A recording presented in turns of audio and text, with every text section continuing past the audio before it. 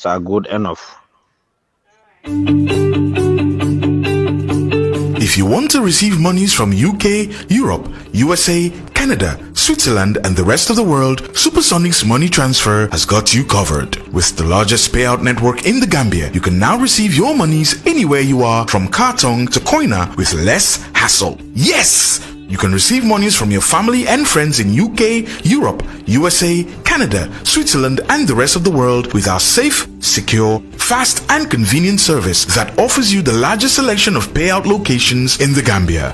Supersonic's Money Transfer. We are currently in 34 African countries and counting, giving you quality money remittance services that are second to none. Visit the Google Play Store or the Apple Store today to download the Supersonics Money Transfer app and enjoy excellent money transfer services only with Supersonics.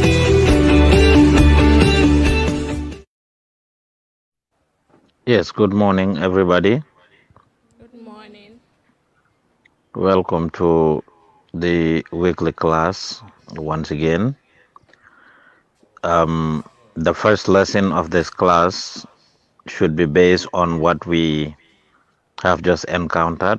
The class was supposed to start at 10 o'clock, and here we are until now. Technical difficulties and issues are very important to factor in when we do something like this. If it is not aired, It's not done. exactly. It didn't happen. Yes, if it is not aired, it's not done. It's like it never happened. So when people watch us, when people listen to us, they are listening to us to hear what we're saying. They are watching us to see us. I'm still not satisfied with the audio. However, the images are coming out wonderful. Give the mic to Nabia. Let her say something. Let me hear.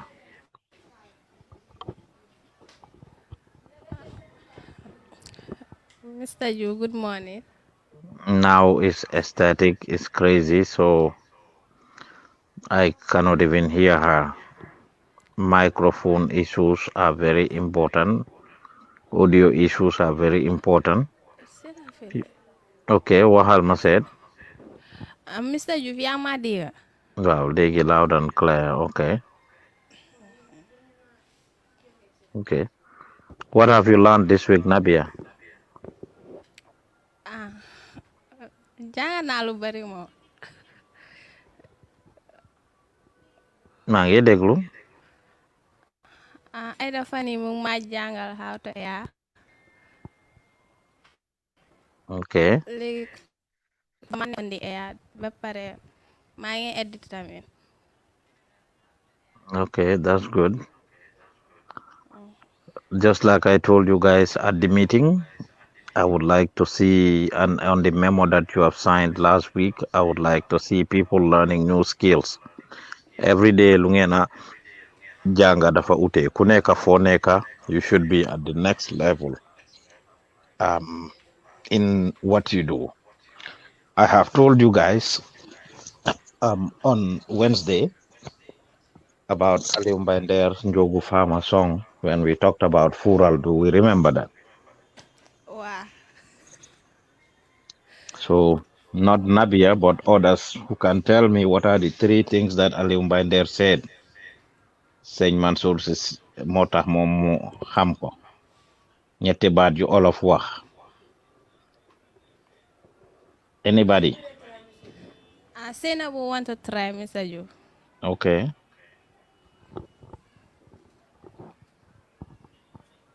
Aliou Mbaye Nder mu ne ñetti baat moo tax Sëriñ Mansour Sy borom daara ji moo tax mu xam ko yan ñooy ñetti baat yooyu. loo doon taalibim doo doon sëriñam. Right. benn bis danga nangoo doon daala balaa nga nekk mbaxana. ku bugg a doon baxana danga njëkk a nangoo doon daala, right? Yeah, I think those are the two that I can recall.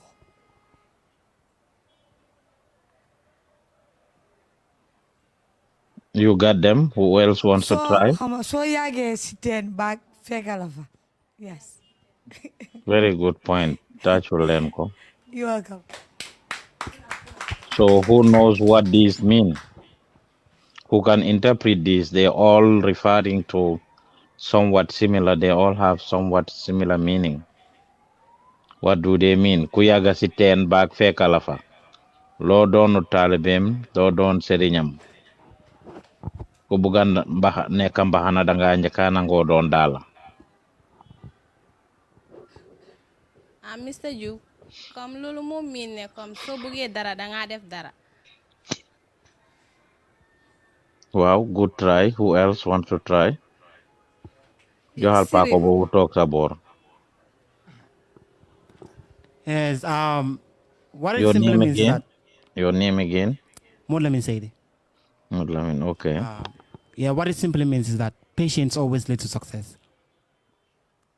Okay, good try. Let me hear from Sheriff.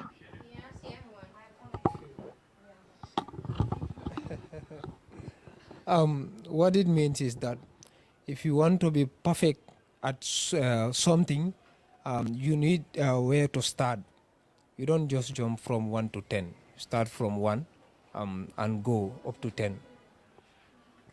Right. Next person. Who wants to try? Okay. Binta wants to try. Okay, Mr. Joof. So lu ma fa understand mooy si li nga bëgg a doon rek foog nga gëm ko pour nga mun a dem soo ko gëmul rek doo dem. Right, so all of you have tried and you somewhat get it. It talks about patience and being willing to sacrifice and walk through the ladder from one step to another, from one stage to another. Ke juso nyabu kalon ko femma wulu drong denano man wulu drong atamata abe larin ne atata demanding ay ngunumu ay siyo dati biriwa bota siyo la ay ngunumo dati ay ngunumata demanding den nata lo allota atamata liir judduwut rek dox dafa tedda bem yaga ñu toog ñu gis mu toog bem yaga ñu toog gis mu raam ñu gis mu taxaw then mu buddeeku dem. That is exactly what we are talking about. What did we talk about last week? Quick recap. I need 3 to 5 people to give me some tips on some of the things we talked about in last week's class. Last week we were talking about it was still on election coverage. That All right. we have to work in hand to make it successful. Okay. Anyone else? Okay, Mr. Joof.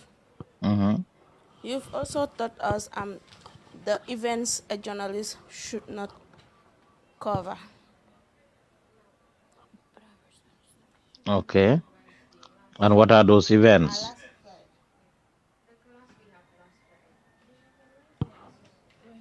Wednesday.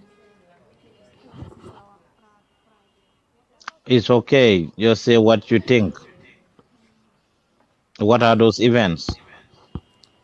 Some of the some accidents, like an incident where someone is dead, you shouldn't cover those events.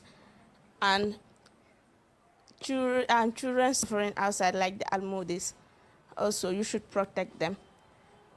The sick people, unless you seek their permission to cover them. Right. Okay, so I will not use the term things we should not cover. We should be able to cover them, but not expose them, especially without permission. We should be able to cover an accident scene if it happens, but then you are not expected to be showing the dead body at an accident scene? Can you show us generally what happened, how the car broke down, the damages caused to the car, all the other things? In fact, even if there are injuries, you can show the injuries without showing the person's face, because people need to know how serious it is. Again, it comes back to using what?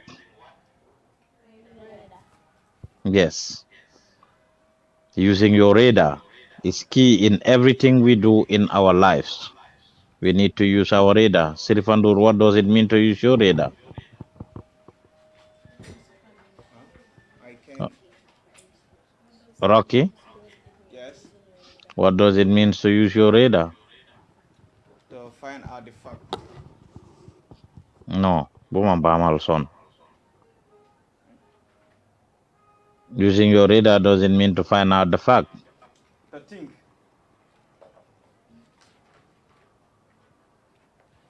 Think about what?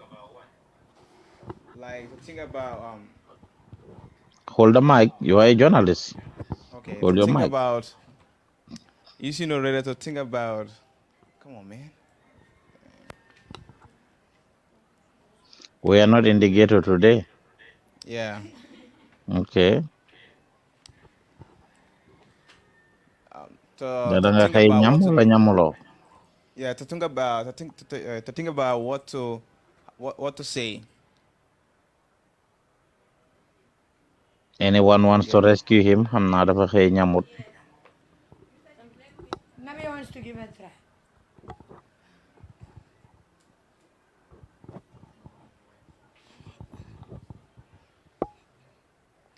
Mr. Joof comme nga use sa radar bi moo nekk ni comme soo génnee comme danga bàyyi xel lu nekk di xew comme nga ne nanga ko xeeñ na la xeeñ daal ba pare na nga ibbi sa bët yi nga xool tamit nga déglu fan la affaire bi di jógee.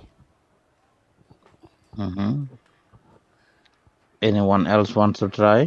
One last chance. Sirif. Using your radar is important in everything. I've always said it. Yes, it is all about using your 5 common senses to observe the situation, analyze, and know how to act. Right. You've said it all. And just for you, the new interns, as I've always said, what determines what?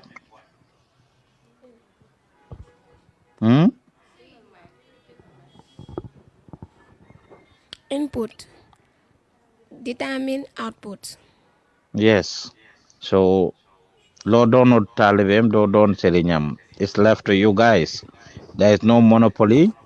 You don't have to be quiet because you think you are new.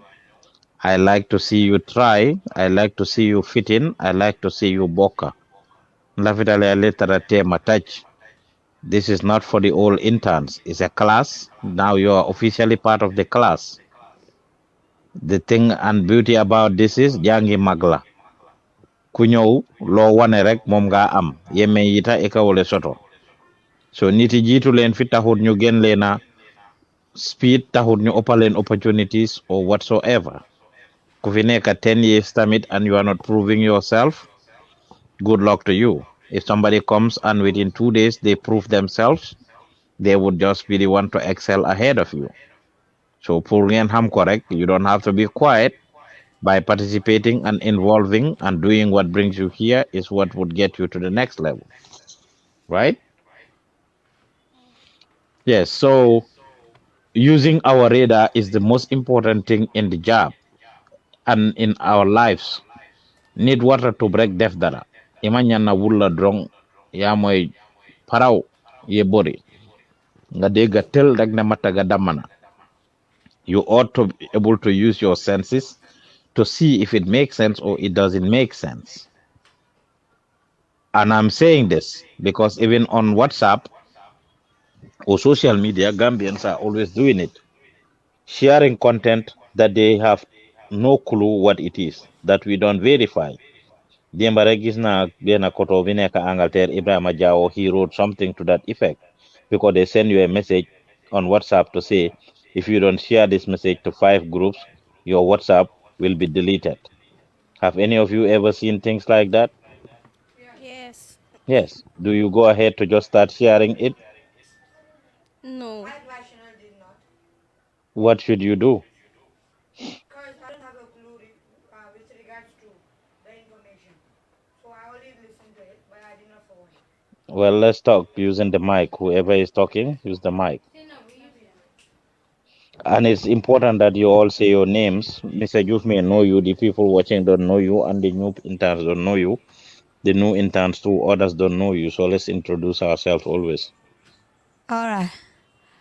Anyway, I am Sainabu.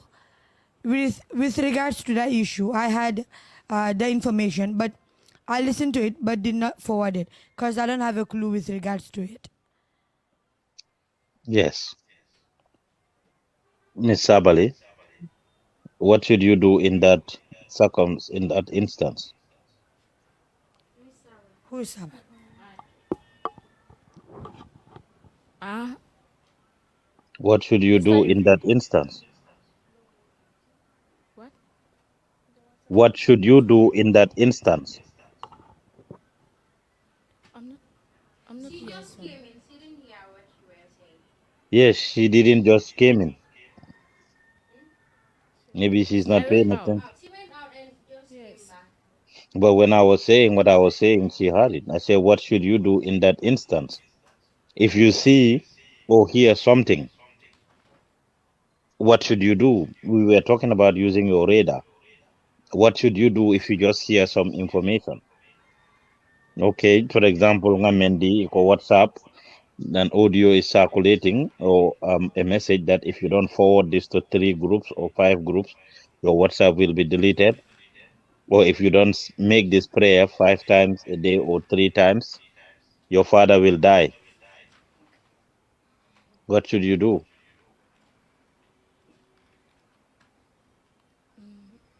I will play the audio. And do what? I don't understand. Near kumo me alonko isita drong Yes. iko e WhatsApp auto ye Mm. audio ki iko ha ni message o ni momo ma ki mo sabaye wala group saba Ah, ila okay. WhatsApp o bitale wala isita iko e duakari ni momo make tinya sabatilo kono ifama be falale. I will send it. You will send it. Yes. Why? Because I don't want my parents to die. Yarafa. Who agrees? Do you all agree with her? Awagise, do you agree with her? No, I disagree. Okay. What would you do or what should you do? To me, I think if you hear such a situation, like if you are in such a situation, if you are forwarded a voice message, as a journalist, you should do your findings. You should make some findings to find out if what the audio says is true or false. Because even that WhatsApp audio, they were like, if you don't forward it, you will lose your contact. So I was like, how is this WhatsApp related to my contact, which is on my phone? So obviously, so many people believe in it. They believe that if you don't forward it, you are going to lose your WhatsApp or lose your contacts. So, what's the name of the gentleman next to Miss And Sabali? an intern here want to try. Someone wants to. Okay. Oh, okay. Okay, let him just take. So if you sit down and they said, Mr. Joof said, whoever does not come to the office tomorrow, you will be arrested. What should you do? For me, if I get the message, Your name. Bouakar Silla. Okay. Bouakar Silla. Okay, go ahead, Mr. Silva. I just listen to them, but I don't normally forward it not. Okay. So if you are told that Mr. Joof said whoever does not come to the office, you will be arrested or I you will will ask lose. Mr. Joof if I have his number. Okay. And do you in fact have Mr. Joof's number? That brings me to, Ah? do you have Mr. Joof's number? No, actually I didn't. Oh, I will call Ada and some of the managers. Okay. So for all of you, the new interns, my number is in the WhatsApp group. If you are not added to the WhatsApp group before you leave, make sure you give your number to Babukar and he will add you, or Ida and them, they will add you to the WhatsApp group. My number is there, or you guys can take it now if you want. Hello, +1 Mr. Joof. +1 404 593 6215 +1 404 593 6215 +1 404 593 6215. Any of you can link me up anytime as long as it's Farata. If I am not available, I will call you back. You can leave a message. So one thing that you should bear in mind, though, that I have a big time difference with you guys, and I may be sleeping, or I might be on air, or in a meeting, or working. So don't insist and keep calling. So Mokole Benayon Jelumarek, it's okay. Leave a message and tell me who you are. I will certainly return your call, or I will leave you a voice message back. Right? Okay, go ahead, Jaja. Mr. Joof. Uh-huh. Ok, maa ngi bëggoon a wax ne comme like fekkee dañ la jox information boo xam ne yoo xamuloo si dara comme danga ko dégga daal man lu ma suggest danga war a find out reason bi lan la ak lu tax ñu lifit ba nga confirm ne loolu la nga door a jël action. Yes, very well. That's why we say use your radar. Use your radar, Niko Sheriff waxe moy usal sa xel bi. Tame hakirola. Don't just hear something and fall for it. Dega tell like ne mataga damana. It's very important. And us Gambians, we don't do that. So to each of you, I want to challenge you. Today, I want to tell you about verifying information. We are going to deal with two topics if possible. The first one will be verifying information. Verifying information. As journalists or as media people, our role is to feed people with information and factual information, not just any gibberish, not just any trash, not just any garbage, not just anything that comes our way. Not everything we hear is true, especially from politicians. They want to score a political point from each other. Diw sanga moko wax rek taxut mu nekk dëgga. Kari la fo drong. O mati na keta tonyati. People can be misleading. People can be fake. People can be selfish. And suñ amé soxla ni nga hajo soto, we go all the way out to get that. I do a show called Menyanta with Alaji Ibrahim Mama Koto. He is now a 90-year-old man. Yal na ko fi Yàlla yagal. He's been doing this for over 45 years. And he would tell me, politicians, and this is his belief, his analysis, ne kuy ut dara lépp lu mun a def momo be feñ ñenin kan amari si mengo men keno pour ay wo soto for the most part aba kelale kuy ut dara lu mun a def lépp lu mun be am lu mo ut dina ko def ku am dara be pare tamit loo xam ne lum bugala si xolam wala terangam mola kayro be damen asi fengo fen keno pour ay tujé aba kelal lu mun a def pour des fa dina ko def rawatina politicians nak. And in our own society, what our people know to be politics is lie against each other, manipulate each other, and destroy each other. I was very young, but it was a very famous adage, and it was always said, dating back to time in Nyom Sa Dauda, Nyom Per Njai, and all of those people. Some of them used to have nasty politics, and ñun waruñoo fall for that. Even Besi Doi, we hear Sa Dauda would tell the Pai, ne Doi su ngeen leen wutale seen système bi mooy ngeen share lu nekk séddoo lu nekk seen jabari sax da ngeen ko séddoo ban paa moo fi bugg a séddoo jabaram ak keneen. Things like that our politicians will say to each other. They'll accuse each other of tribalism and different things. Whether the leaders themselves say it or it is the followers that are saying it, we should not just fall for it. It doesn't matter how well you believe in the person. You ought to verify. Write the word. Verify. Write the word. Verify.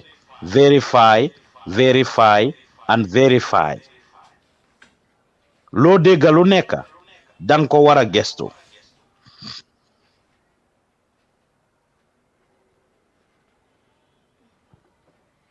Loo dégga lu nekk dang ko war a gestu. Danga war a kisi kisi ñanta kisi kisi ro kelale. Fact finding. Follow your what? There's a word I want to hear for all of you, the older interns. Follow what? There's a phrase I want to hear. 5 W's and H. Well, you can use your 5 W's and H to do what? There is a 2-word phrase that I'm trying to get out of you. Mr. Joof, also. Due diligence. Due diligence. Babukar, give also $50 is for me.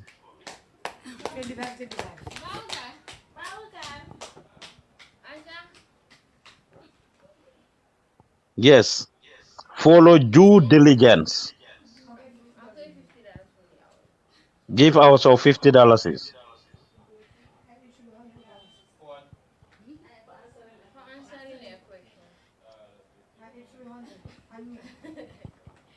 It is very important. Follow due diligence. DUE.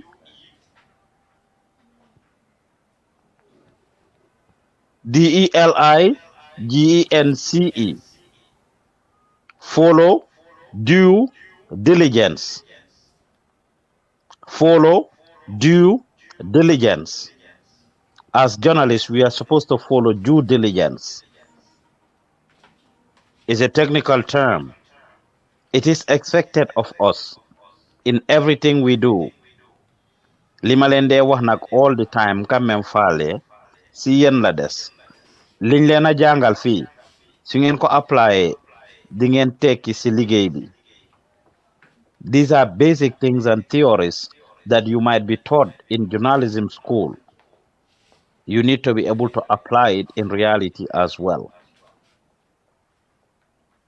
Man suma toogee anybody and li ma leen a wax yëpp I apply it across the board. Suma doomi seen boppa suñ ñëwee kii su ñëwee ne ma kii lii la ma def I will call kooku mu toog ma investigate and find out what happened. Ndax niñ ko waxee sax noonu la fa demee.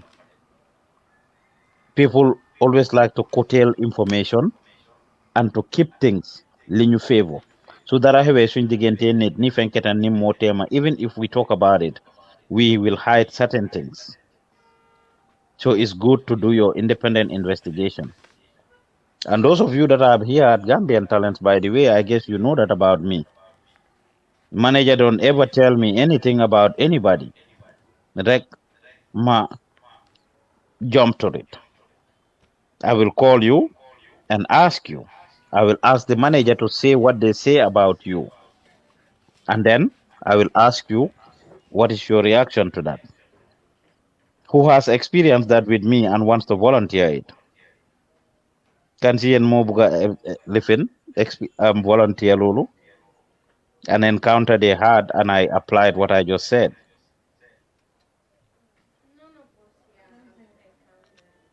None of you what?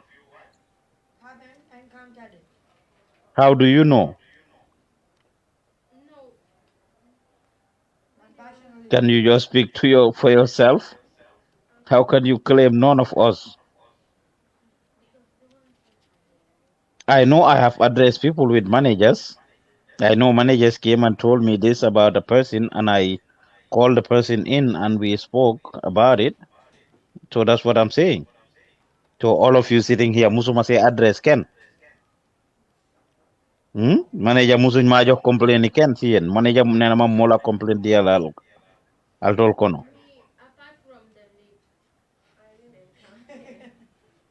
Well, I am just asking people to volunteer.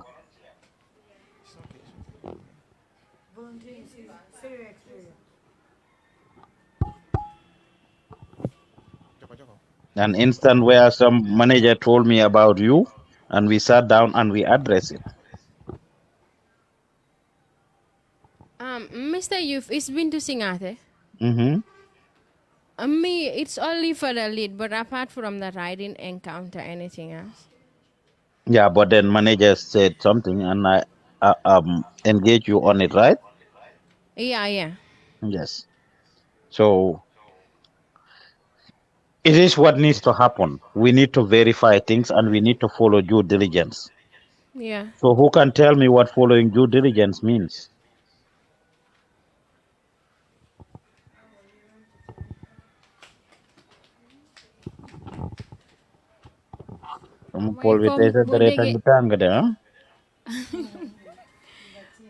mooy boo déggee dara si nit danga war a gëstu ba xam ndax li nga dégg loolu moo am wala déet. Okay, good try. Who else wants to try? This is something that we have talked about multiple times. Yes. Drop if people are able to keep up the information that I share with you. Yes. Due diligence means following your process of verifying the information. You have to follow the process until you are done. Then you can, reveal out the information.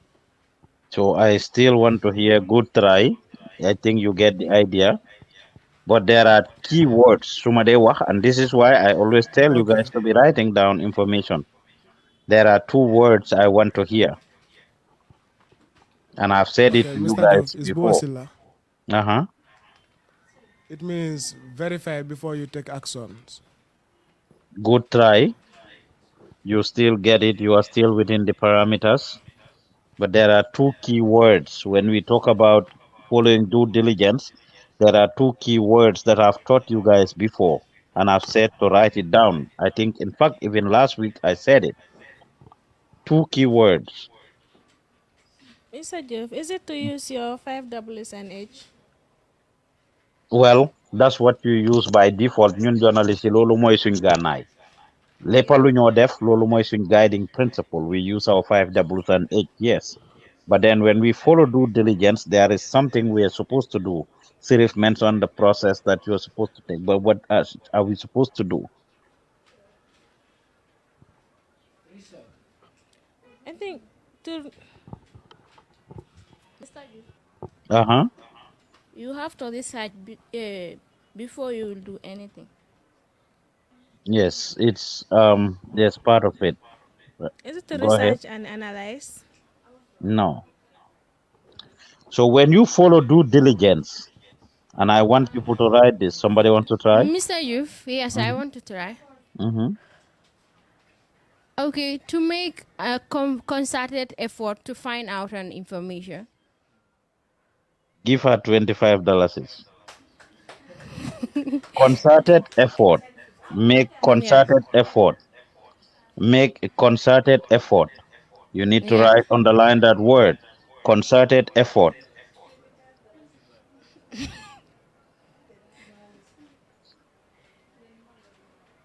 At least mbari mbabe password sotorale bi. Allah da Samsung. Right? So you make a concerted effort. Concerted effort. Yes. And who knows what that means? Who can break that down for me further? Kela kato down, okay. Bingo. Bingo. That's it. Nga def sa kéemtalaay kàttan si olof mooy nga def sa kéemtalaay kàttan kila katoo danguke when we say to make a concerted effort su dara xewee sa diggante ak nit su ngeen demee court soo bindee dara si nit wala nga wax dara si nit if you report something on somebody as a journalist you go to court the first thing that the judge will ask you is have you followed due diligence.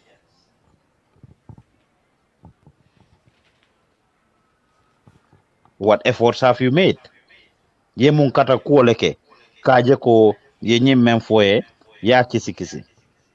Ban gestu nga def pour gis ne li nga wax ni lu am la. As a journalist, write this down. You can make and break people. As a journalist, you can make and break people. Mun nga defar nit, mun nga yàqa nit. Lila one typical example ne mun nga defar nit. Demba mosi mujé.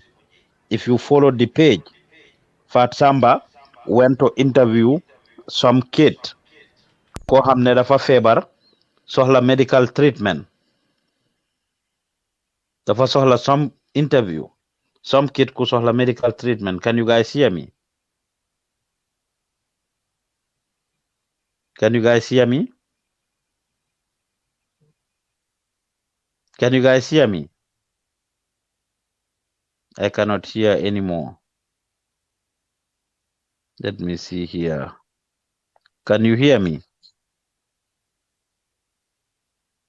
Okay, I'm gonna log out and log back in.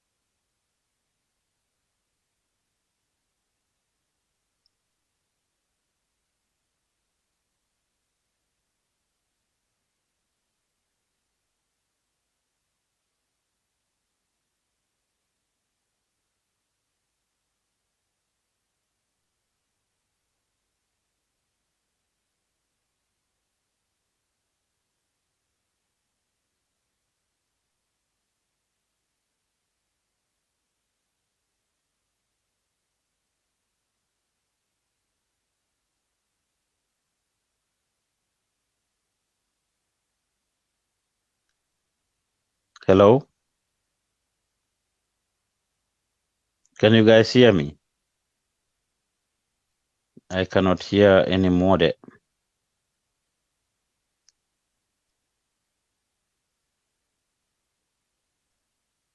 Hello? Hello?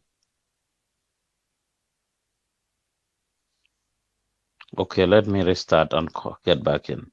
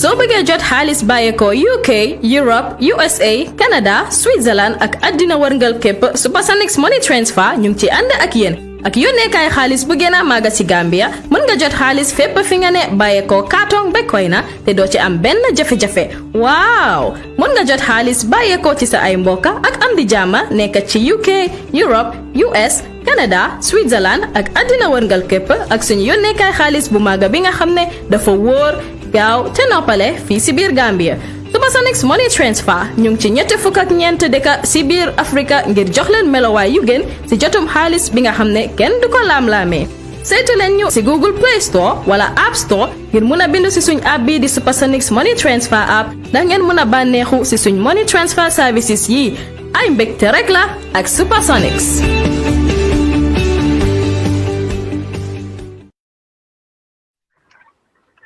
Yes, hello.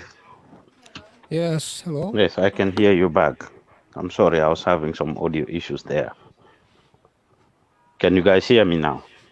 Yes. Okay. Fan lañ amoon dan tamit toole.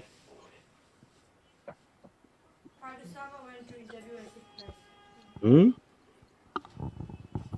mean Fatsama went to interview a sick person? Yes, so I sent that message to the group. She did this. I spoke to her when she got to the house.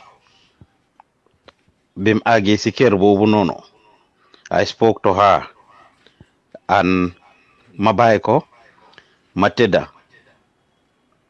2 hours later, I woke up to a message and tell me, read that message, Sheriff.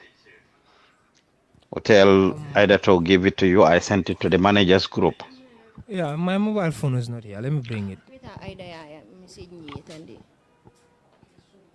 Okay. Yes. So it just goes to show you.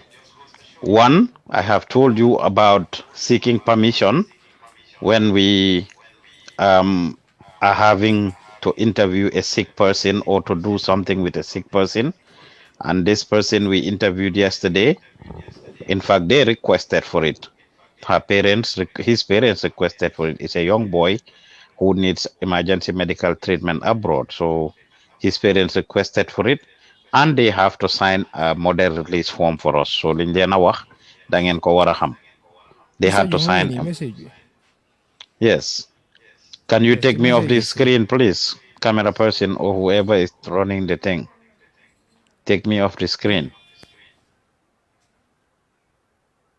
Yes, go ahead and read the message, Sharif. Yes, the message says, hello. I watched a live video stream via media and saw an 8-year-old boy with a big swollen of what on his back. All right, let me repeat it. I watched a live video stream via your media and saw an 8-year-old boy with a big swollen of what on his back.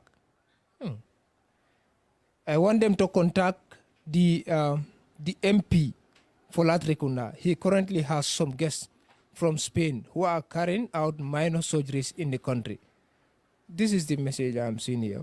Yes, and that's the message I want you to read. The reason why I sent out that message is because I had told you guys that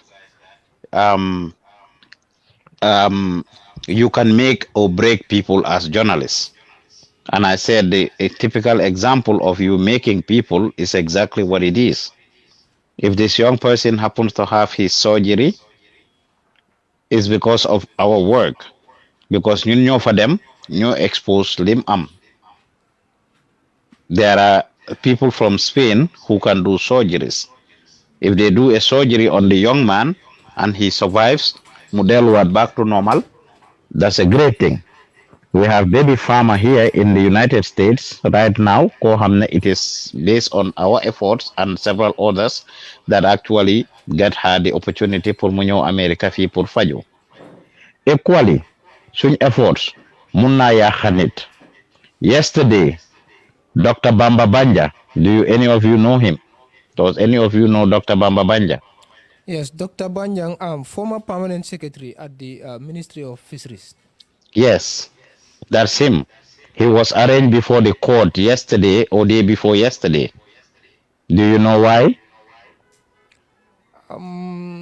Yeah, I somehow forget. But then something related to the corruption. I think the phone call, where he was recorded, saying something about. I forget about the information now, but something related to Yes, so he was communication. charged. Yeah. He was charged of economic crimes. Will either. Uh-huh. Okay. So he was charged with economic crimes. Give me a minute, Ida, and I will come. He was charged with economic crimes, and his crime was allegedly people Maligan, Mustafa Swansea Dabo's newspaper. Mustafa is the top investigative journalist in the Gambia. He is always investigating stuff. He went ahead and dig deep and investigated corruption scandal that was happening there about some foreign trawlers, fisheries, Chinese or in the Fenkol, in the fisheries, something that has to do with Chinese and their fishing things and the like. Their boat was allegedly captured in the sea. It had a Dr. Bambaya. They should have paid some rates whatsoever. They went and negotiated with him and offered him $100,000. And in the audio, he is heard negotiating that and in fact accepting the money supposedly. That is what he is going to court for. When Mulligan published this story, Dr. Banja was not only sacked from his responsibilities, now he is going through court. They are prosecuting him. As we speak right now, he was denied bail yesterday. He's in remand, Abe Mile 2 prison. So as a journalist, Warlo helps Abopa. Anytime you are holding that microphone, you better say something factual. You better not say something misleading. In fact, I was watching this thing that is supposedly shared by the UDP folks and are celebrating. There's a journalist or a platform on Wolf TV in Senegal that was doing a program. And in the program, they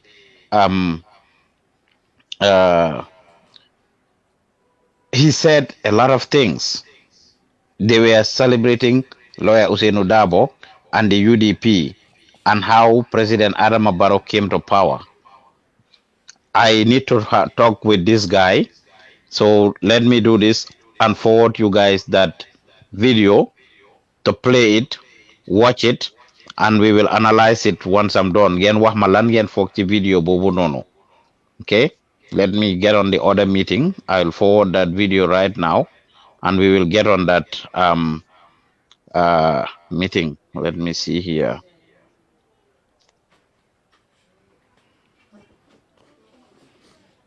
Let me see the video.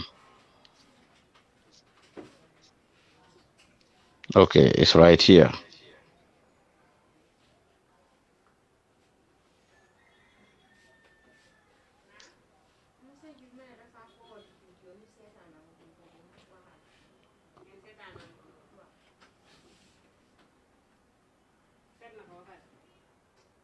I just sent the link to the Buga Gambia.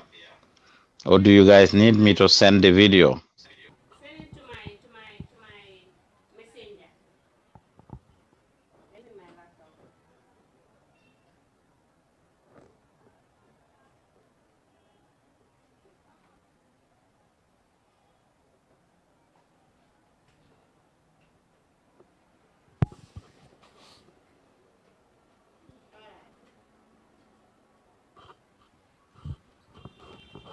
Following.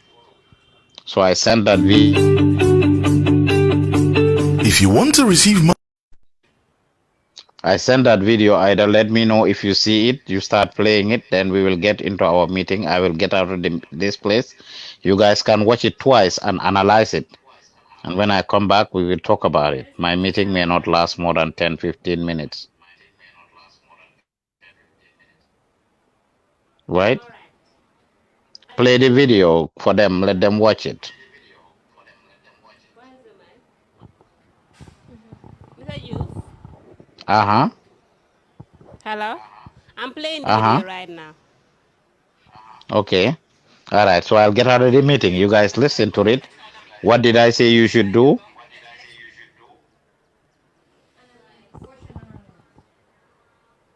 Watch the video and analyze it. Listen to what those people are saying and analyze it.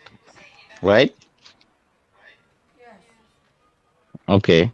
Either call me now so that we have that meeting. Where should I call, or you gonna call me?